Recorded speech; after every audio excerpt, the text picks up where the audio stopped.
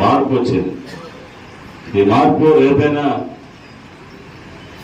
గెలుపు దిశగా మనమందరం తీసుకొని పోవాలా. స్వార్థాలు కూడా వేయాల. నిర్ణయం గ్రామంలో ఒక నిర్ణయం తీసుకుంటే అది పార్టీని ప్రతిష్టపరిచేదానికి మన నిర్ణయాలు తీసుకోవాలి తప్ప వ్యక్తిగత స్వార్థం, వ్యక్తిగతంగా పెంచుకోవడం, వ్యక్తిగత అనేవాడు ఏ పెద్ద స్థాయి నాయకుడు నా దగ్గర వచ్చిన వైసీపీ వాడిని ఎంకరేజ్ చేసినా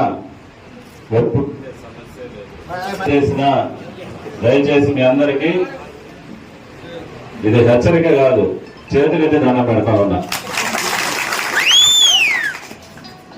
ఏ ప్రతిఫలం అనుభవించాల్సిన ఈ నియోజకవర్గంలో తెలుగుదేశం పార్టీ నాయకుడు కార్యకర్త తినాల్సిందే తప్ప మన నోళ్లు కొట్టేటటువంటి నాయకత్వం మనకు అవసరం.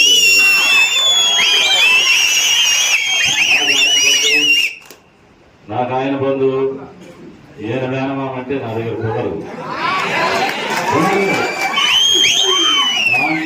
అనుమానమే లేదు.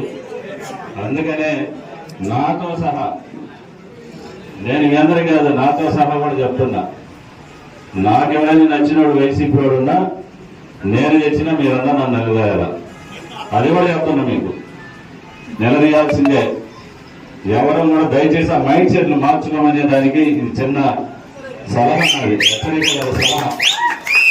ఆ మైండ్ సెట్లు దయచేసి మానుకోండి. మన వాళ్ళు ఎర్రగొండపాలెం నియోజకవర్గ ప్రజలు, కార్యకర్తలు అమాయకులు. నేను ఎవరిని నిందించడం లేదు. అందరూ కష్టపడి పనిచేశారు. మన ప్రయత్నం శాయశక్తులు మనం చేశాము. లోపాలు ఏ మండలానికి ఆ మండలం కూర్చున్నప్పుడు ఖచ్చితంగా వస్తాయి. వాటిని కూడా పక్కన పెట్టి ఇప్పుడు అధికార ఫలాలు అనుభవించాల్సింది ఎవరు? తెలుగుదేశం పార్టీ కార్యకర్త నాయకులు. దయచేసి వైసీపీకి కొమ్ము కాసిన అధికారులు, వైసీపీ ఓట్లు వేసిన, నేను కూడా చెప్తున్నాడు, వాడి పార్టీలో చేస్తారంట, ఈడి పార్టీలో చేస్తారంట.